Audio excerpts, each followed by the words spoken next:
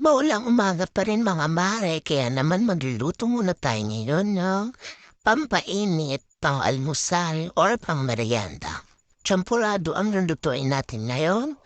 Madali lamang itong lutuin kung papakulo lang tayo ng tubig na kasama na ang malagkit na bigas. Dapat hugasan muna natin ito at pag kumulo na yon, lagay na natin yung cocoa powder at asukal.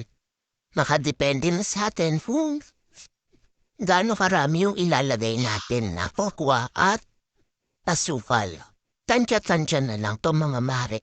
Tapos habang kumukulo, haluin ito ng haluin hanggang sa lumapot. Bali ito po yung nagamit kong mga sangkap.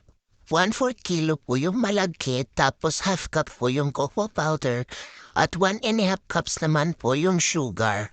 Tapos yung tubig po nakagamit ako ng 2 litro't kalahati. Yun lang po mga mare, tas pagluto na to, iserve na natin, lagyan natin ng toppings na evaporated milk, condensed milk, or powdered milk. Depende na po sa trip natin kung ano yung gusto nating ilagay. O diba madali mga mare, easy as 1, 2, 3 lang, so try nyo na.